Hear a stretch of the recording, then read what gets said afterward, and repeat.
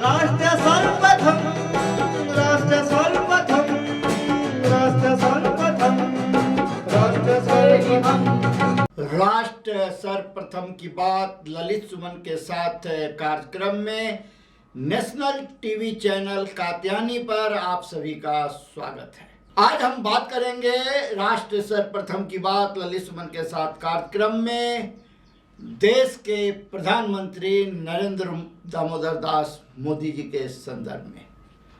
राष्ट्र सर्वप्रथम में आज नरेंद्र दामोदर दास मोदी भारत के प्रधानमंत्री के संदर्भ में चर्चा करेंगे और हम आपसे भी यह जानना चाहेंगे, जो आपका जन्म चाहे आज़ादी से पहले हुआ हो या आज़ादी के बाद हुआ हो, आप सभी समय में सभी प्रधानमंत्री के कार्यकालों को आपने देखा होगा, आपने अनुभव किया होगा और आज आप 2014 से लेकर अब तक नरेंद्र दामोदर दास मोदी के नेतृत्व में बनी केंद्र सरकार और प्रधानमंत्री के रूप में नरेंद्र दामोदर दास मोदी द्वारा किए गए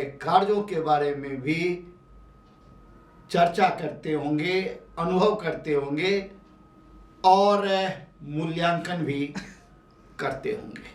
भारत एक विशाल देश है, भारत एक महान देश है, भारत विविधता में एकता वाला राष्ट्र है, इससे कोई इनकार नहीं कर सकता। आज़ादी के बाद भारत ने विकास किया है, विकास की दिशा में अग्रसर निरंतर रहा है, इस बात से भी कोई इनकार नहीं कर सकता। भारत निरंतर आगे बढ़ रहा है और जब तक भारत विश्व गुरु नहीं बन जाएगा पुनः और राष्ट्र सर्वप्रथम नहीं बन जाता, तब तक भारत नहीं रुकेगा, ऐसा हमारा अपना व्यक्तिगत सोच है। क्योंकि सकारात्मकता के साथ जब आप किसी भी चीज़ का मूल्यांकन करेंगे तो आपको हमेशा अच्छाई ही नजर आएगा। किसी के संदर्भ में एक धारणा बना लेना, आलोचना उसका लगातार करना, या मानवीय प्रवृत्ति में से एक प्रवृत्ति है। इसीलिए हम इन विवादों में नहीं जाएंगे, हम आरोप प्रत्यारोप में नहीं जाएंगे, हम सिर्फ और सिर्फ बात करेंगे, हम चर्चा करेंगे। जो जब से केंद्र में नरेंद्र दामोदर दास मोदी के नेतृत्व में सरकार बनी है, विभिन्न क्षेत्रों में भारत आगे बढ़ा है।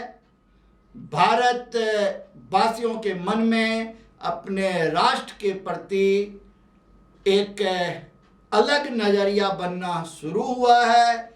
एक जो सभी के मन में यह स्थिति बन गई थी, जो यहाँ कुछ नहीं हो सकता जब तक ईश्वर की मर्जी न हो, उस धारणा को बदलने का काम प्रधानमंत्री नरेंद्र दामोदर दास मोदी के नेतृत्व में केंद्र की सरकार ने किया है। और जब हम आपको इस संदर्भ में बताएंगे तो आप भी उसे निश्चित रूप से स्वीकार करेंगे। राष्ट्र सर्वप्रथम की बात ललित सुमन के साथ कार्यक्रम में हमने आपसे पहले ही कहा है कि नेशनल चैनल कात्यायनी पर हम सिर्फ और सिर्फ सकारात्मक बात लेकर सामने आते हैं और हमारी यह सोच है कि जब हम किसी भी चीज़ की अच्छाई को देखेंगे,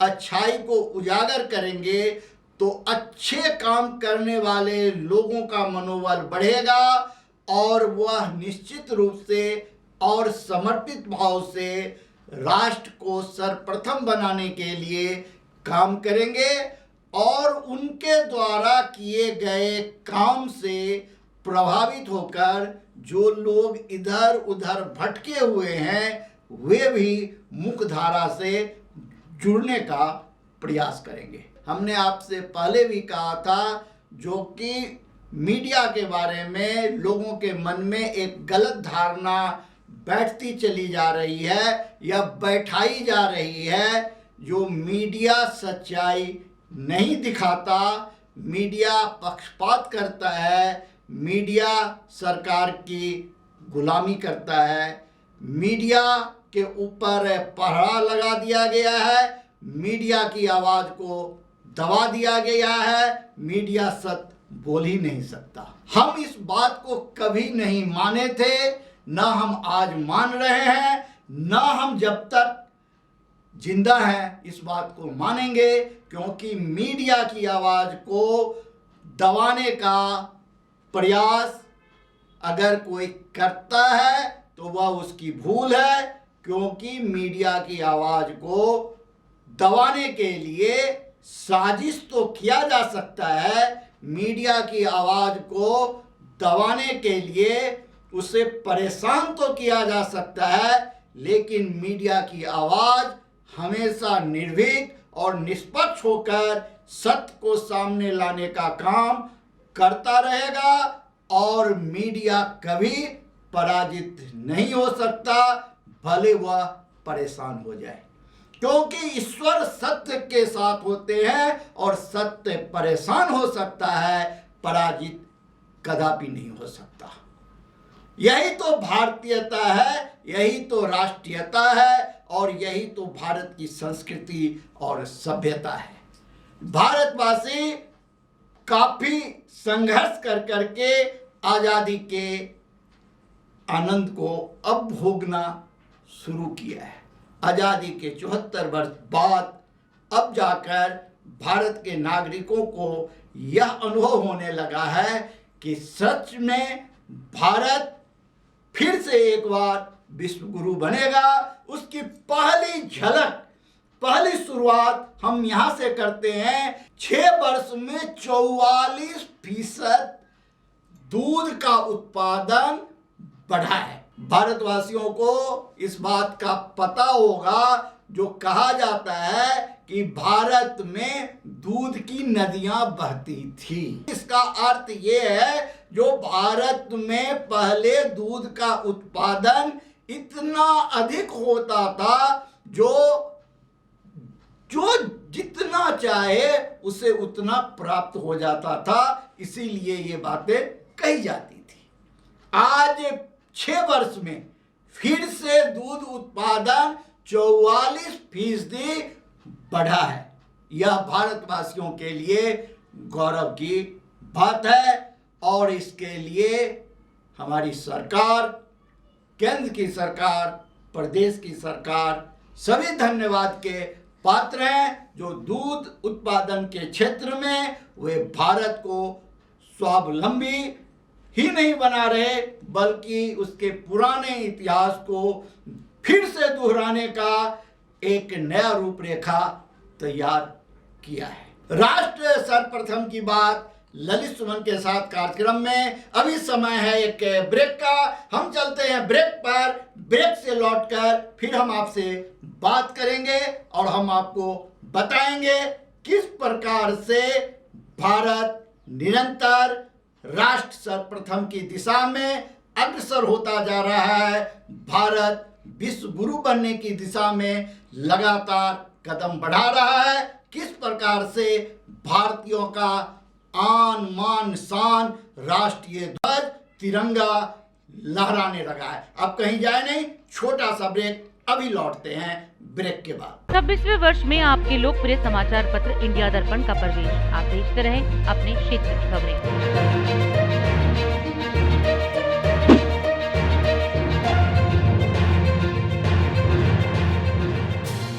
22 वर्षों से प्रकाशित मदर इंडिया पत्रिका पढ़ते रहे देश दुनिया की खबरों के लिए।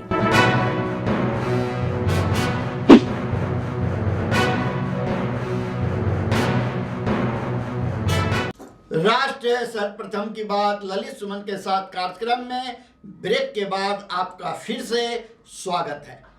राष्ट्र सर्वप्रथम की बात में ब्रेक पर जाते समय हम चर्चा कर रहे थे दूध उत्पादन का, जो 6 वर्षों में 44% दूध उत्पादन बढ़ा है। अब हम आपको यह भी बताएं कि जीएसटी भी लगातार बढ़ रहा है और इस बार 123 करोड़ रुपए जीएसटी आई है, जो 27% अधिक है। हम आपको यह भी बताएं राष्ट्र प्रथम की बात में, जो देश में देशभक्ति की भावना बढ़ी है। राष्ट्रीय ध्वज तिरंगा लोग आन मान शान के साथ लेकर आगे बढ़ने लगे हैं।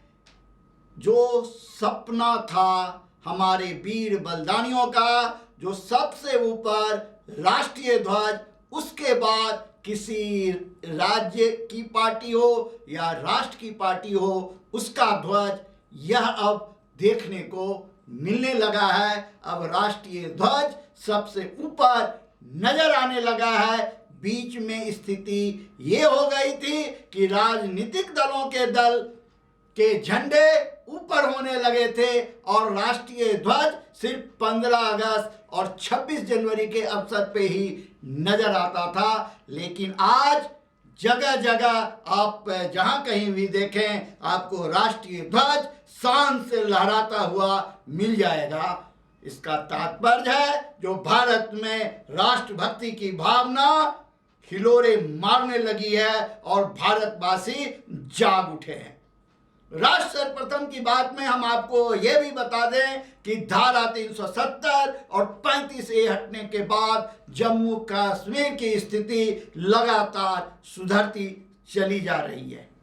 प्रधानमंत्री नरेंद्र दामोदर दास मोदी मन की बात में उन सभी पहलुओं को लगातार छू रहे हैं जो अब तक छुपी हुई थी, जिसकी चर्चा नहीं होती थी। देश में छोटे और बड़े जितने भी समस्याएं हैं, उनकी ओर प्रधानमंत्री की नजर होती है और उसके समाधान के दिशा में भी उनका मंत्रालय, उनका कार्यालय सजग है और गंभीरता से उस पर कार्रवाई होती है। इसका जीता जागता प्रमाण है राष्ट्र सर्वप्रथम की टीम पर भूमाफियाओं के संगठित गिरोह द्वारा किए गए प्रहार का जवाब, जिसमें प्रधानमंत्री कार्यालय ने त्वरित कार्रवाई करते हुए मीडिया की आवाज को बचाने का काम किया है। इसीलिए प्रधानमंत्री कार्यालय को जितना भी धन्यवाद दिया जाए वह कम है।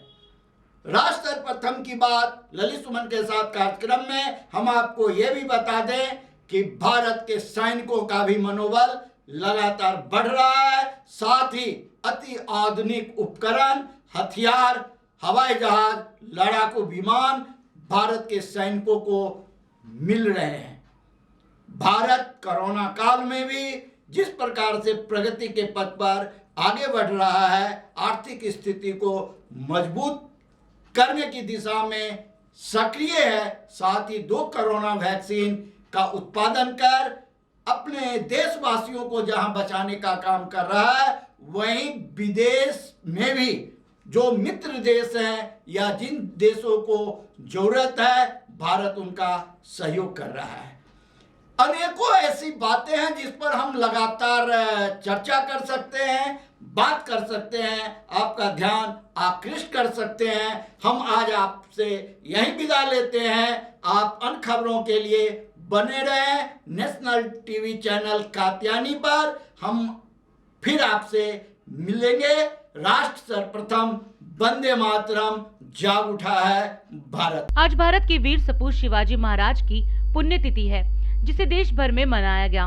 उनकी पुण्यतिथि पर महाराष्ट्र के मुख्यमंत्री उद्धव ठाकरे ने ट्वीट करते हुए उन्हें श्रद्धांजलि दी। तो वहीं मध्य प्रदेश के मुख्यमंत्री शिवराज सिंह चौहान ने भी अपने निवास पर महान योद्धा छत्रपति शिवाजी महाराज जी की पुण्यतिथि पर उनको नमन किया। आपको बता दें कि 19 फरवरी 1630 में महाराज शिवाजी का जन्म पुणे के पास स्थित शिवनेरी के दुर्ग में हुआ था। कहा जाता है कि बालक शिवा का पालन पोषण रामायण, महाभारत तथा अन्य भारतीय वीर आत्माओं की उज्जवल कहानियों की शिक्षा देकर किया गया था। इस बीच उन्हें धर्म, संस्कृति और राजनीति की भी शिक्षा दी गई। कहा जाता है कि जिस तेजी से उन्होंने लेखनी चलाई, उसी तेजी से उन्होंने तलवार भी चलाई थी। कहते हैं कि छत्रपति शिवाजी ने ही भारत में पहली बार गुरिल्ला युद्ध का आरंभ किया था। आपको बता दें कि लंबी बीमारी के चलते आज ही के दिन 1680 में वीर छत्रपति शिवाजी महाराज ने दम तोड़ दिया था। नेशनल चैनल कात्यायनी के चैनल हेड ललित सुमन ने वीर छत्रपति शिवाजी महाराज जी की पुण्यतिथि पर उनको श्रद्धा सुमन अर्पित किए। बिहार सूचना एवं जनसंपर्क विभाग से मिली जानकारी के मुताबिक बाल हृदय योजना के अंतर्गत इलाज होने वाले चुने गए 21 बच्चों को हवाई जहाज से बिहार से अहमदाबाद भेजने के लिए मुख्यमंत्री नीतीश कुमार ने हरी झंडी दिखाई। माननीय मुख्यमंत्री श्री नीतीश कुमार ने बाल हृदय योजना अंतर्गत इलाज के लिए चयनित 21 बच्चों एवं अभिभावकों को हवाई जहाज से अहमदाबाद के लिए हरी झंडी दिखाकर रवाना किया। इस मौके पर वरीय एवं अन्य अधिकारीगण उपस्थित रहे। गुजरात में एक जो अहमदाबाद के पास एक प्राइवेट अस्पताल है, तो उनके साथ बातचीत हुई। ये मालूम हुआ कि उस अस्पताल के द्वारा देश के अनेक राज्यों के इस प्रकार के बच्चियों को वो मुफ्त में इलाज करते हैं। तो उनके साथ हम लोगों की भी बातचीत हुई और यहाँ पर एक एग्रीमेंट हुआ। उन लोगों ने इसको स्वीकार किया और आज उसी के बाद उन लोगों ने कुछ चिकित्सकों को और लोगों को भी भेजा। तो यहाँ पर बहुत अच्छी संख्या में बच्चे और बच्चियों का टेस्ट भी किया गया, दोनों में, IGIC में, IGIMS में। और टेस्ट करने के बाद जो तय हुआ कि ऐसे लोग पीड़ित हैं, इनको इलाज के लिए भेजा जाएगा, तो उसकी शुरुआत कर दी गई है। सड़क परिवहन एवं राज्य मार्ग मंत्रालय द्वारा NH 80 के मुंगेर मिर्जापुर के पथांस हेतु पवेट शोल्डर के साथ 2 लेन चौड़ीकरण कार्य की स्वीकृति प्रदान कर दी गई है। इसके तहत संपूर्ण पथांस में उच्चीकरण करते हुए कंक्रीट की सड़क का निर्माण किया जाएगा तथा पुल पुलिया का भी जीर्णोद्धार व पुनर्निर्माण कार्य किया जाएगा। मालूम हो कि मुख्यमंत्री श्री नीतीश कुमार के द्वारा 22 जनवरी 2019 को किए गए हवाई सर्वेक्षण के उपरांत इस सड़क को पिवट शोल्डर के साथ 2 लेन चौड़ीकरण हेतु विस्तृत परियोजना प्रतिवेदन कार्य करने का निर्देश दिया गया था। गया सीवरेज सिस्टम से संबंधित प्रस्तुतिकरण के दौरान मुख्यमंत्री श्री नीतीश कुमार ने कहा कि गंगा जल उद्वय योजना के अंतर्गत गंगा नदी के पानी को संग्रहित कर शुद्ध पेयजल के रूप में राजगीर, बोधगया, गया और नवादा में पहुंचाया जाएगा। पानी की जरूरतों को ध्यान में रखते हुए प्रतिदिन प्रति व्यक्ति 135 लीटर जलापूर्ति की योजना है। साथ ही उन्होंने कहा कि आने वाले दिनों में इन जगहों पर आबादी और बढ़ेगी, बड़ी संख्या में पर्यटक आएंगे। इन सब चीजों को ध्यान में रखकर पेयजल की बेहतर व्यवस्था के लिए तेजी से काम किया जा रहा है। मुख्यमंत्री ने अधिकारियों को निर्देश देते हुए कहा कि गया जैसे बड़े शहरों में सीवरेज सिस्टम बेहतर रहे, इसे ध्यान में रखते हुए कार्य योजना बनाकर तेजी से काम करें। उन्होंने गया में सीवरेज ट्रीटमेंट प्लांट योजना पर भी तेजी से काम करने का निर्देश दिया। साथ ही उन्होंने कहा कि इस बात का अध्ययन कराएं कि ट्रीटेड वाटर का सिंचाई के अलावा अन्य दूसरे कार्यों में भी सदुपयोग हो। मुख्यमंत्री श्री नीतीश कुमार ने गुड फ्राइडे के अवसर पर प्रभु यीशु मसीह को नमन किया। उन्होंने कहा कि प्रभु यीशु अपने जीवन और बलिदान के माध्यम से संपूर्ण मानवता को प्रेम, दया और करुणा का संदेश दिया था। साथ ही उन्होंने लोगों से अपील की कि कोरोना वायरस के संक्रमण को देखते हुए सभी लोग यथासंभव घर के अंदर ही प्रार्थना करें। मुख्यमंत्री श्री नीतीश कुमार ने मैथिली के मूर्धन्य साहित्यकार एवं ख्याति प्राप्त शिक्षाविद पंडित चंद्रनाथ मिश्र अमर जी के निधन पर गहरी शोक संवेदना व्यक्त की। उन्होंने अपने शोक संदेश में कहा कि चंद्रनाथ मिश्र जी का निधन मिथिला, मैथिली भाषा एवं साहित्य के लिए अपूरणीय क्षति है। उन्हें 1983 में साहित्य अकादमी पुरस्कार से सम्मानित किया गया था। मुख्यमंत्री ने दिवंगत आत्मा की चिर शांति तथा उनके परिजनों को दुख की इस घड़ी में धैर्य धारण करने की शक्ति प्रदान करने की ईश्वर से प्रार्थना की।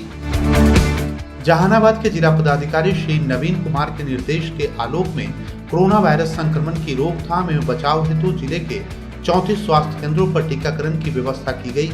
बैठक के दौरान उन्होंने कार्यपालक पदाधिकारी को निर्देश दिया कि वार्ड सदस्यों के साथ समन्वय स्थापित कर सभी वार्डों में टीकाकरण कार्य में तेजी लाना सुनिश्चित करें। अररिया के जिला पदाधिकारी श्री प्रशांत कुमार सीएच ने 45 साल से अधिक उम्र के सभी लोगों के कोविड टीकाकरण के सफल क्रियान्वयन हेतु वीडियो कॉन्फ्रेंसिंग के माध्यम से सभी प्रखंड विकास पदाधिकारी, प्रखंड शिक्षा पदाधिकारी, बाल विकास परियोजना पदाधिकारी, संबंधित MOIC, जीविका एवं संबंधित पदाधिकारी के साथ बैठक की एवं आवश्यक दिशा निर्देश दिया।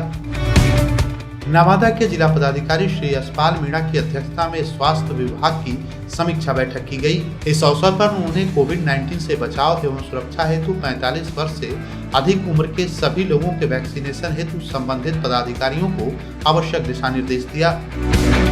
वैशाली के जिला अधिकारी श्रीमती उदिता सिंह ने वीडियो कॉन्फ्रेंसिंग के माध्यम से सभी प्रखंड के वरीय पदाधिकारी, प्रखंड विकास पदाधिकारी, MOIC तथा संबंधित अधिकारियों के साथ 45 वर्ष से अधिक उम्र के व्यक्तियों के कोविड टीकाकरण हेतु समीक्षा बैठक की। शेखपुरा के जिलाधिकारी श्रीमती इनायत खान ने कोविड-19 से बचाव एवं सुरक्षा हेतु जिले वासियों को सावधान और सजग रहने की अपील की।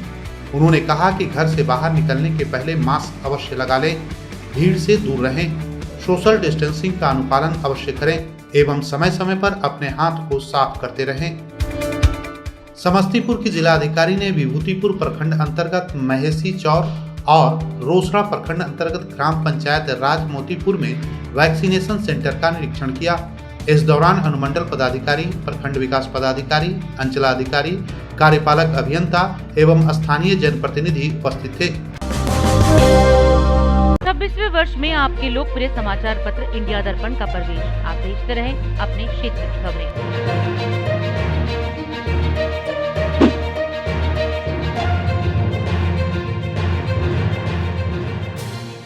दक्षिणी दिल्ली नगर निगम में पार्किंग के रेट 20 रुपए से बढ़ाकर 40 रुपए प्रति घंटे करने का प्रस्ताव पारित किया गया है, जिसके विरोध में दिल्ली सरकार की आम आदमी पार्टी के विधायक आतिशी ने एक प्रेस वार्ता की और कहा कि कोविड-19 में SDMC द्वारा पार्किंग के रेट बढ़ाना मार्केट में व्यापार में कमी करना है। साउथ दिल्ली म्युनिसिपल कॉरपोरेशन की स्टैंडिंग कमेटी ने एक प्रस्ताव पारित किया है कि साउथ दिल्ली म्युनिसिपल कॉरपोरेशन के पूरे इलाके में जो सरफेस पार्किंग का रेट है, यानी जब आप और हम किसी मार्केट के एरिया में जाते हैं, अपनी गाड़ी लगाते हैं, मेट्रो स्टेशन के बगल में गाड़ी लगाते हैं, जिसका rate south Delhi municipal corporation कोई भी MCD तय करती है, SDMC ने इस सरफेस पार्किंग के जो रेट है उसे दुगुना करने का निर्णय लिया है।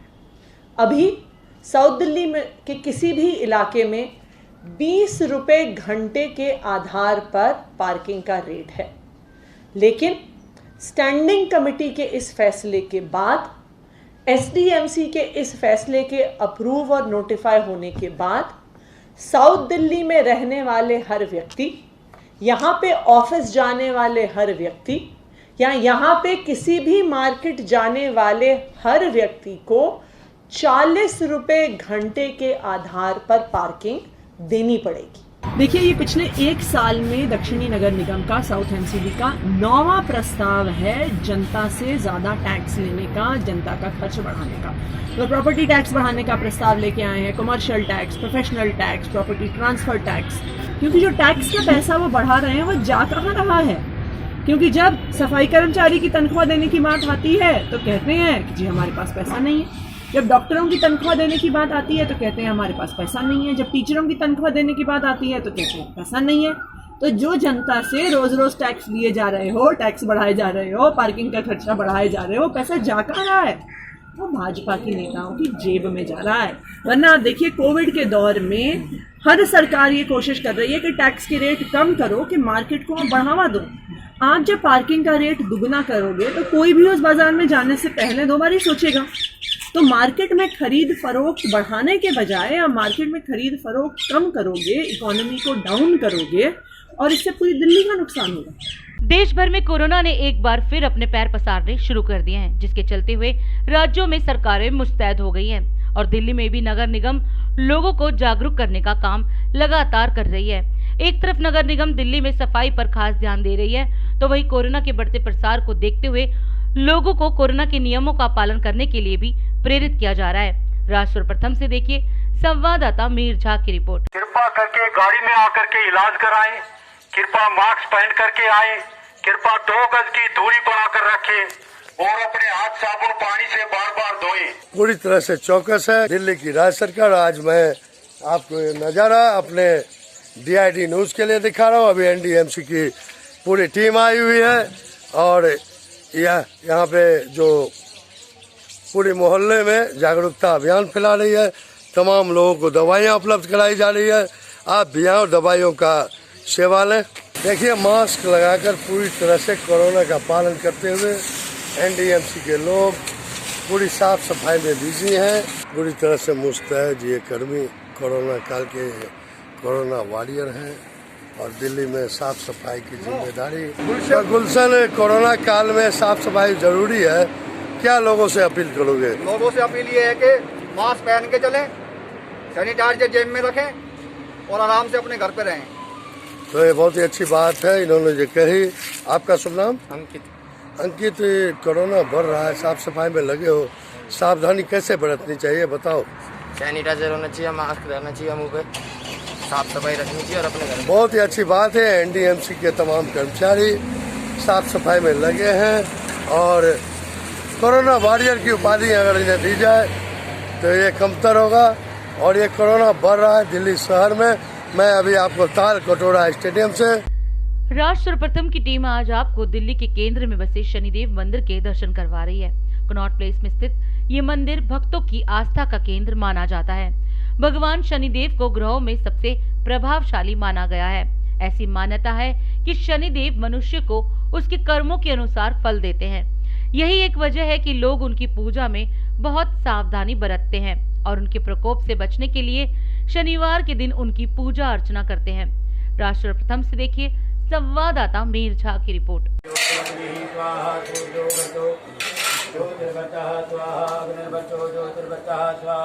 आज शनिवार का दिन है और कनॉट प्लेस के हनुमान मंदिर के ठीक बगल में प्रसिद्ध शनि मंदिर में हूँ और भक्तों की भीड़ शनिदेव के पूजन के लिए यहाँ मौजूद है। सभी शनि महाराज की पूजा अर्चना कर रहे हैं।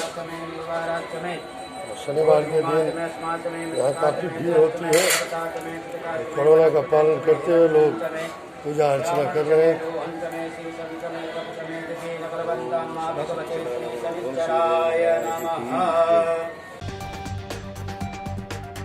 असम के तामुलपुर में प्रधानमंत्री नरेंद्र मोदी ने जनसभा को संबोधित किया।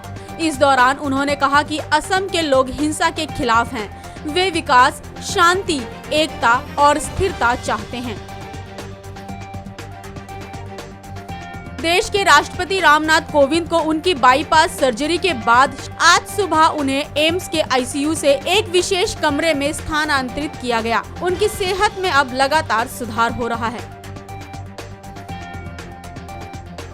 महाराष्ट्र में कोविड-19 ने तोड़े सारे रिकॉर्ड। 24 घंटे में लगभग 48,000 नए कोरोना के मरीज मिले। सरकार का दावा, भारत में अब तक कोविड-19 के 7 करोड़ से अधिक टीके लगाए गए हैं। वर्ल्ड सिटीज कल्चर फोरम में शामिल होंगे केजरीवाल, भारत का करेंगे प्रतिनिधित्व। दिल्ली मेट्रो की येलो लाइन पर आज सुबह ग्रीन पार्क से कुतुब मीनार स्टेशन के बीच तकनीकी खराबी होने के कारण यात्रियों को काफी मुश्किलों का सामना करना पड़ा। हालांकि अब सेवाओं में सुधार है। 11 अप्रैल तक पूर्ण रूप से बंद रहेंगे कक्षा 12वीं तक के निजी स्कूल। 5 अप्रैल से ऑनलाइन शुरू होगी पढ़ाई। गोरखपुर की एक फैक्ट्री में बड़ा धमाका, इलाके में अफरा तफरी का माहौल। सरसों तेल और रिफाइंड ने बिगाड़ा किचन का बजट, दालों के बढ़े भाव। वेस्ट इंडीज श्रीलंका के बीच दूसरा टेस्ट मैच हुआ ड्रॉ। 2 मैचों की श्रृंखला बराबरी पर छूटी।